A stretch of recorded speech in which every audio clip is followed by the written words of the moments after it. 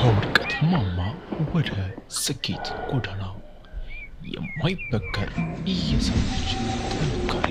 ሰላም ጤና ይስጥልኝ የቻናላችን ቤተሰቦች፣ ዛሬ የምንነጋገረው ስለ አንድ ሁላችንንም ስለሚገጥመን ነገር ግን ብዙዎቻችን ስለመሸሽ ስለምንመርጠው ጉዳይ ነው፣ ውድቀት።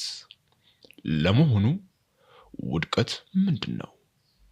የመንገዱ መጨረሻ ወይንስ የአዲስ ምዕራፍ መጀመሪያ? ብዙዎቻችን ስንወድቅ ዓለም በላያችን ላይ እየተደፋች ይመስለናል። ተስፋ እንቆርጣለን፣ ራሳችንንም እንወቅሳለን። ነገር ግን በታሪክ ውስጥ ስማቸው በወርቅ የተጻፈ ታላላቅ ሰዎች አንድ የሚያመሳስላቸው ምስጢር አለ። እሱም ከውድቀት በኋላ የመነሳት ጥበብ ነው። በዚህ ቪዲዮ ውስጥ ውድቀትን እንዴት ወደ ስኬት መስላልነት መቀየር እንደምንችል፣ ተሰበሩ ህልሞቻችን እንዴት እንደገና እንደምንጠግንና ወደ ፈለግነው ግብ ለመድረስ የሚያስፈልገንን የውስጥ ጥንካሬ እንዴት እንደምናገኝ በጥልቅ እንመለከታለን። እስከ መጨረሻው አብራችሁን ቆዩ።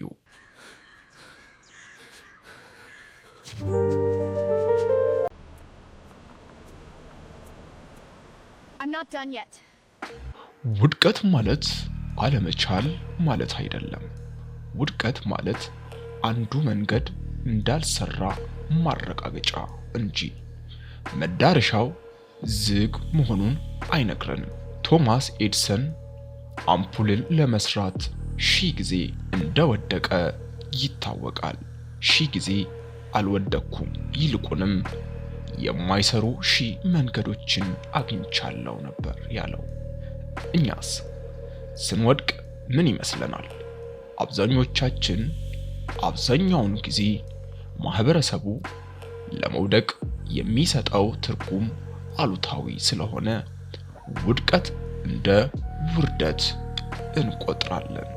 ስራ ስናጣ፣ ፈተና ስንወድቅ፣ የጀመርነው ንግድ ሲከስር የሚሰማው ህመም ከባድ ነው። ነገር ግን ይህ ህመም ለለውጥ የሚያስፈልግ ግብዓት ነው። ያለ ውድቀት የሚገኝ ስኬት መሰረቱ ደካማ ነው። ውድቀት ትዕግስትን ያስተምረናል፣ ጥንካሬን ይሰጠናል፣ ከስህተታችን እንድንማርና ይበልጥ በበሰለ መንገድ እንድንመላለስ ያደርገናል። ስለዚህ የመጀመሪያው እርምጃ ውድቀትን እንደ ጠላት ማየትን ትቶ እንደ አስተማሪ መቀበል ነው። ከወደቁበት ለመነሳት በመጀመሪያ አእምሮን ማዘጋጀት ያስፈልጋል። ለምን እኔ ከሚል የጥቂትነት ስሜት ወጥቶ ቀጥሎ ምን ማድረግ አለብኝ ወደሚል ጥያቄ መሸጋገር ወሳኝ ነው። ለዚህም 3 ቁልፍ ነጥቦችን እንመለከታለን። ራስን ይቅር ማለት። ብዙ ጊዜ ትልቁ እንቅፋቶችን፣ ያለፈ ስህተታችንን እያስታወስን ራሳችንን መግረፋችን ነው። ያደረጋችሁትን ስህተት አምናችሁ ተቀበሉ፣ ግን በዛው አትቅሩ። ራሳችሁን ይቅር ካላላችሁ ወደፊት ለመራመድ የሚያስችል ጉልበት አይኖራችሁ። ሌላው አመለካከትን መቀየር። በጨለማ ውስጥ ብርሃን መፈለግ ልመዱ። ችግሩ ላይ ከማተኮር ይልቅ መፍትሄው ላይ ትኩረቱን አድርጉ። እያንዳንዱ ውድቀት ውስጥ የተደበቀ ድል አለና ያንን ድል ለማየት ንቁ አእምሮ ያስፈልጋል። እንዲሁም በትንሽ መጀመር። ከትልቅ ውድቀት በኋላ ተራራውን በአንድ ጊዜ ለመናድ አይሞክሩ። በትንንሽና በየቀኑ በሚከናወኑ ተግባራት እምነትን መልሶ መገንባት ይቻላል። ዛሬ የምናደርጋቸው አንዲት ትንሽ የለውጥ ነገር የታላቅ ስኬት ዘር ናትና።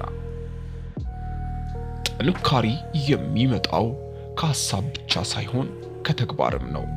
ከውድቀት ወደ ስኬት ለመሸጋገር እነዚህን ተግባራት ማድረግ ያስፈልጋል።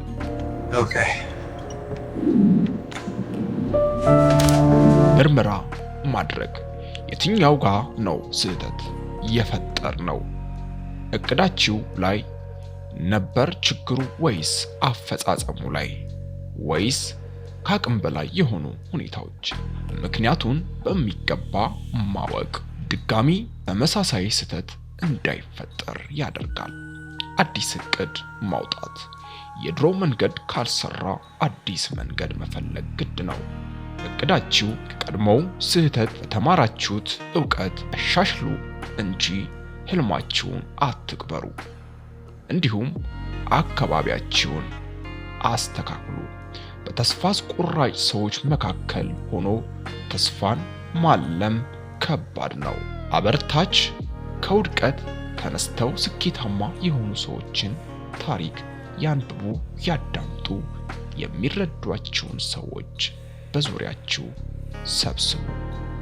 ሌላው ጽናት።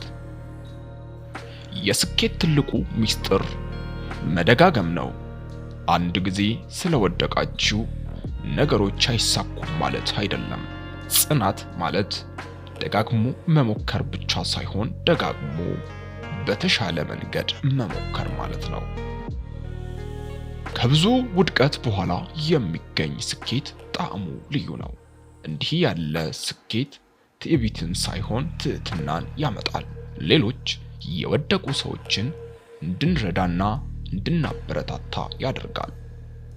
ዓለም የምታከብረው ያልወደቀን ሰው ሳይሆን ወድቆ መነሳት የቻለ ጀግና ነው።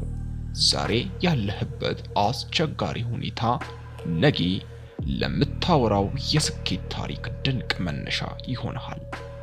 አሁን እያለቀስክ ከሆነ ያለቅሶ ነገ ለምታገኘው ደስታ ማጣፈጫ ነው። ታገስ፣ ስራ፣ ተነስ። በመጨረሻም ልላችሁ የምፈልገው ህይወት እንደ ባህር ማዕበል ናት። አንዳንዴ ወደ ላይ ታወጣለች፣ አንዳንዴ ወደ ታች ትጥላለች። ዋናው ቁም ነገር መሬት ላይ መቅረት አለመቻል ነው።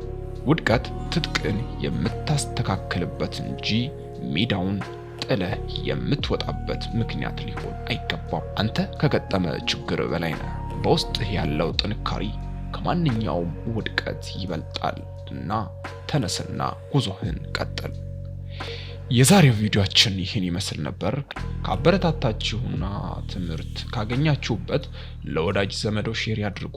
ለቻናላችን አዲስ ከሆናችሁ ደግሞ ሰብስክራይብ በማድረግ ቤተሰብ ይሁኑ። በሚቀጥለው ቪዲዮ እስክንገናኝ ሰላም ይቆዩ። ቸር ይሰንብቱ። ኢትዮ ቮይስ የእናንተ ቀዳሚ ምርጫ